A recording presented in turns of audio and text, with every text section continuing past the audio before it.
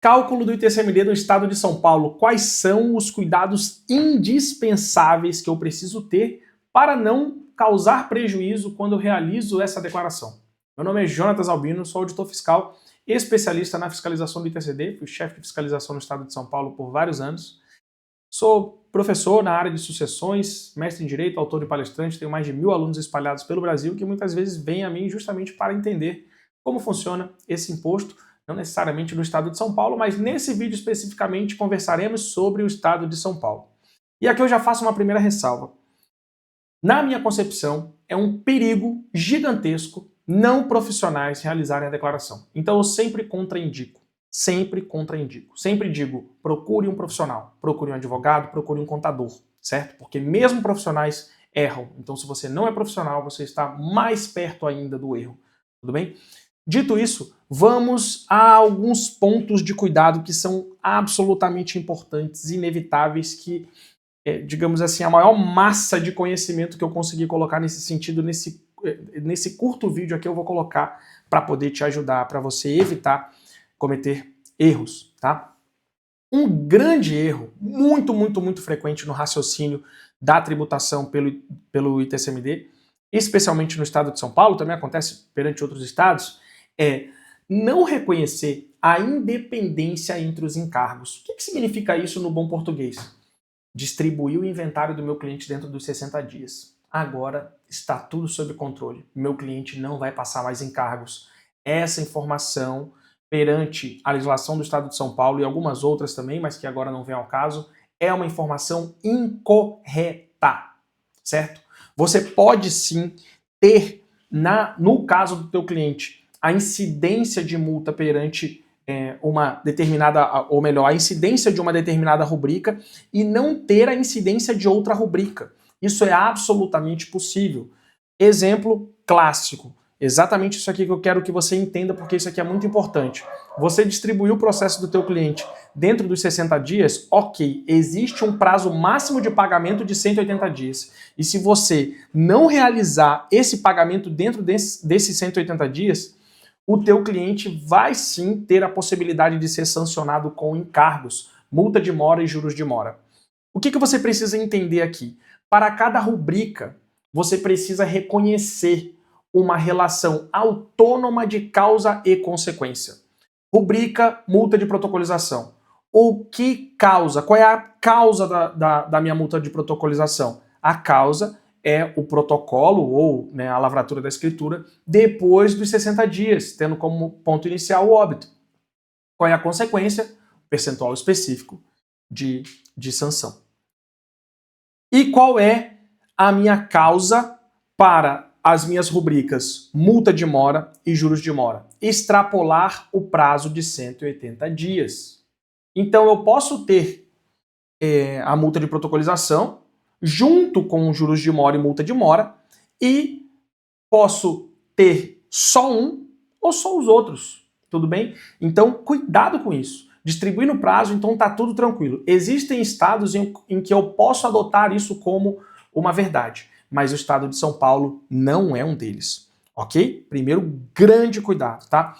O segundo já vem meio que na esteira disso que eu acabei de te explicar. Em São Paulo, nós temos prazo máximo de pagamento de imposto. Então, essa questão de a súmula, né, o imposto só é exigível após a homologação, cuidado com isso. Pense como você vai encarar isso para a estratégia do teu cliente. Por que eu digo pense? Porque, a depender da situação, você pode considerar solicitar o afastamento desses encargos. É possível, sim. Isso é matéria para um outro encontro, para uma outra oportunidade. Mas é possível. Mas não ignore a questão. O problema aqui é eu simplesmente ficar tranquilo ou tranquila em relação a uma solução que não existe, pelo menos não existe ainda. E raciocinar o seguinte, tá tranquilo. Meu cliente não deve absolutamente nada de encargo, distribuir dentro dos 60 dias e sei que só vou precisar pagar o imposto depois da homologação da partilha. Precisar pagar o imposto é uma coisa. Esse imposto vir com juros e multa é outra coisa. Então não ignore essa questão. Você não pode ignorar essa questão. Tem como afastar juros e multa de mora? Sim, tem como afastar. Eventualmente você consegue, eventualmente você não consegue, muito a depender do caso específico. O que você não pode fazer? Você não pode ignorar o fato de que a lei traz um prazo máximo de pagamento do imposto. E como eu falei no item anterior, nós estamos falando de uma rubrica autônoma, tudo bem? Então, se você distribuiu dentro do prazo, não significa que não vai ter incidência após extrapolar o prazo máximo, que é 180 dias contado da data do óbito. Tudo bem? Então, segundo ponto. Terceiro ponto que eu quero trazer para vocês aqui é o seguinte: muito cuidado com o recurso meramente protelatório quando estamos falando de ITCD. O advogado, ele normalmente vem para o processo administrativo com aquela mentalidade, isso aqui eu não estou criticando, isso aqui é o que as pessoas fazem, a gente raciocina por analogia, de forma intuitiva. Então o advogado, ele vem para o processo administrativo com aquela concepção do processo judicial de efeito suspensivo. O efeito suspensivo, ele congela tudo, digamos assim, né? Ele adia o problema. Não é verdade? Essa aqui é a prática do efeito suspensivo de um recurso. Quando eu venho para o meu processo administrativo de TCD, e isso acontece na imensa maioria dos estados, não só em São Paulo, o meu recurso ele não tem efeito suspensivo para incidência de encargos. Ele realmente adia a constituição definitiva do crédito tributário. Trazendo para um bom português, ele adia esse problema de cobrança, não é verdade? Eu tenho um recurso pendente, então o Estado ele não pode vir e buscar o patrimônio do meu cliente para satisfazer essa obrigação tributária. Não pode, certo? Mas os encargos estão contando, tá? Então, muito cuidado com essa questão de, meu cliente não tem dinheiro, eu vou perder mesmo, mas eu vou recorrer. Vamos ganhar tempo. A gente ganha aí 3, 4, 5 meses. 3, 4, 5 meses de encargos. Então, muito cuidado com isso, tá? Muito cuidado com esse raciocínio do recurso no âmbito do processo administrativo do ITCMD, porque o recurso protelatório, ele com certeza sai caro. Não vale a pena. Tudo bem? Possibilidade de arbitramento e tendência jurisprudencial. Isso aqui é muito importante. Eu tenho, nesses últimos anos, visto que eu acabo sendo uma voz dissidente, porque eu muitas vezes estou aqui para falar o que eu acredito que tem que ser falado, não o que vai te agradar, não o que vai fazer com que a tendência de você comprar algo de mim aumente. Então, eu brinco, né, que eu acabo sendo o arauto do apocalipse muitas vezes, porque eu preciso trazer uma notícia ruim por uma questão de honestidade que a imensa maioria dos profissionais não vão trazer. Por quê? Perceba, o que vende? O que vende é eu te dizer que eu posso te entregar uma peça, um recurso, uma estratégia que vai te fazer ganhar dinheiro. Não vende eu te dizer que algo não funciona. Não vende eu te dizer que o teu cliente corre risco se você tomar um determinado procedimento. Isso não vende, certo? Por que eu estou explicando isso? Porque esse próximo item é um item que não vende. É um item que muito provavelmente você vai encontrar por aí muitas informações contrárias a isso. Pessoas eventualmente querendo vender para você formatos que vão negar isso aqui que eu estou te falando. Qual é o remédio para isso? Não acredite em mim, não acredite nessa outra pessoa. Faça sua própria pesquisa jurisprudencial e tire suas próprias conclusões, certo? Sempre, absolutamente sempre. Porque na internet, sempre o que dá clique é o que agrada. O que agrada, vende. Então você entra nesse ciclo absolutamente duvidoso, certo? E o que eu vou te dizer aqui? Sobre a jurisprudência a respeito do pagamento sobre bens imóveis no estado de São Paulo. A jurisprudência virou. Hoje a maioria fala sobre pagamento em cima de valor de mercado. E não adianta você fazer uma pesquisa jurisprudencial com base em liminar, com base em decisão de primeira instância. Você quer descobrir com as próprias mãos a verdade? Faça uma pesquisa com base em decisões de segunda instância. Aí você vai descobrir a probabilidade de uma ação nesse sentido. Por que eu preciso te falar isso? Porque você vai encontrar o contrário por aí. Você vai encontrar, olha, decisão afasta, decisão isso, decisão aquilo, vem cá, aprende a estratégia, eu vou te ensinar isso, eu vou te ensinar aquilo. A maior probabilidade, se você for entrar, discutir com a Fazenda Pública qual valor precisa ser pago em âmbito judicial, no estado de São Paulo, hoje, a maior probabilidade é de você ser derrotado ou ser derrotada. Eu falo isso com base em pesquisa jurisprudencial. Não é com base em algo que eu quero causar a você, eu quero te agradar para você comprar um formato meu. E depois a gente pensa no resto, já vou ter pego o teu dinheiro, não é verdade? Não, vamos ser honestos aqui. Gostemos ou não estou dizendo que é agradável. Não, é exatamente o contrário. Gostemos ou não, hoje, a maioria da jurisprudência do Estado de São Paulo, em segunda instância, permite, quando na discussão sobre o valor do imóvel, permite que o órgão fazendário busque... Uma caixinha aqui que apareceu. Permite que o órgão fazendário busque o valor de mercado. Ponto final. Certo? Você parte daí. Não acreditou em mim? Ótimo, faça a sua pesquisa ignorando a primeira instância, porque não é aqui que as decisões se estabilizam. E toda vez vai ter recurso da Fazenda Pública, então você precisa pesquisar em segunda instância. Tudo bem? Óbvio que cada um desses pontos que eu estou colocando aqui, né, a gente está num vídeo que deu 10 minutos aqui, você percebeu que eu não falo muito devagar, né? Cada um deles dá pelo menos uma aula aí de talvez 1 hora, talvez até mais, principalmente esse último tema. A gente pode falar muito sobre isso aqui.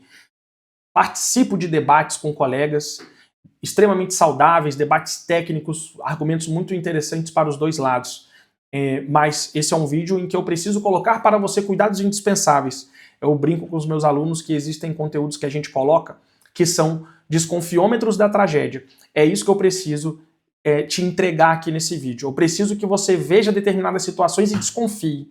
Quando, opa, calma lá, meu cliente falou que não tem dinheiro, eu vou enrolar isso aqui, vou entrar com recurso só para ganhar tempo. Cuidado, vai sair caro. É esse alerta que eu preciso que você tenha nesses vídeos, tá? Existe muito conhecimento por trás disso aqui, existem situações em que ideias podem ser contrapostas, falei da questão dos encargos, essa questão do arbitramento, se você parar para estudar, você vai ver muita discussão muito interessante sobre o tema, mas eu preciso te dar o desconfiômetro da tragédia, que é assim que eu chamo, para que você possa começar a entender os riscos que são reais e que não podem ser ignorados na nossa área, tá? E, obviamente, como a gente está diante de um tema que não é nem um pouco simples, calcular o ITCMD em relação a uma transmissão. Eu vou te mostrar uma ferramenta agora que pode te ajudar muito nisso, tá? Essa ferramenta é uma ferramenta em constante desenvolvimento, então a depender da data em que você está vendo esse vídeo, essa tela aqui que eu vou te mostrar pode ter até mais recursos, mais opções, mas hoje a ferramenta, na minha concepção, mais confiável do mercado para fins de calcular uma transmissão. Por quê? Você encontra ferramentas por aí que fazem estimativas, mas essas estimativas geralmente não têm encargos. E especialmente no inventário, é uma estimativa muito pobre quando a gente está falando de você simplesmente pegar, separar a meação e incidir a alíquota. É muito pobre. Eu posso ter, dependendo do tempo do fato gerador, eu posso ter um imposto que está quase dobrando por conta dos encargos. Então, na minha concepção, a ferramenta mais confiável do mercado para fins de cálculos de TCD, eu vou mostrar aqui para você, tá? Vou compartilhar minha tela para você conhecer e para você acessar essa ferramenta, aqui no link da descrição você vai ter o link de acesso a ela, tudo bem? Então vamos lá. Então aqui, essa ferramenta é a Calcula ITCD. Eu já estou mostrando aqui para você uma tela de resultado, tá?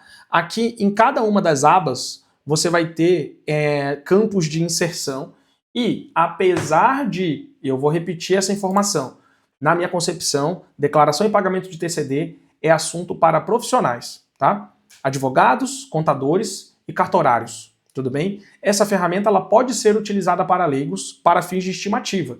Não vejo problema no leigo utilizar isso aqui, inclusive a ferramenta é fácil o suficiente para o leigo conseguir utilizar. Eu repito que eu vejo problema em o leigo juntar a documentação, analisar essas informações que eu coloquei aqui, mais um monte de outras coisas e realizar essa declaração sozinho, tá? Mas a ferramenta ela é muito simples, não vou explicar ela aqui no detalhezinho para o vídeo não ficar longo, mas inclusive leigos podem utilizar. Aqui você vai colocar todos os dados e aqui, olha, você tem um resumo dos dados que foram inseridos, tudo bem? A ferramenta ela vai calcular para você, ela vai classificar, existem funções diferentes, aqui eu estou mostrando na tela de uma função que se chama função inventário, em que você coloca os bens de forma aproximada, a ferramenta separa a meação com base nos dados que você colocou e faz a incidência só sobre a herança. Tudo bem? Existem funções mais rebuscadas, como a função partilha, em que a ferramenta ela vai ler, inclusive, casos de representação, vai classificar os bens em comum e particulares, enfim, vai trabalhar com praticamente todas as regras do Código Civil, resolvendo, inclusive, partilhas de alta complexidade para você, tá? Então aconselho muito, se você atua nessa área ou, né, tem um caso e está meio perdido ou perdida, aconselho fortemente que você conheça essa ferramenta, tá? E aqui a gente chega na tela resultado, e o resultado é colocado assim, de forma objetiva, simples, para você entender o que está acontecendo ali, tá?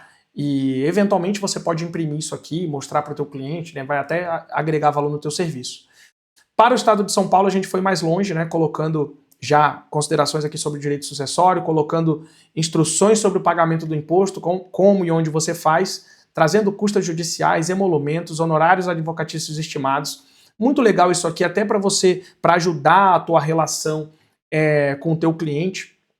Muitas vezes o advogado, ele quer, né, no sentido de merece um determinado valor de remuneração no serviço dele, mas o cliente ele fica até meio sem referência para saber se o que o advogado está cobrando é absurdo, não é?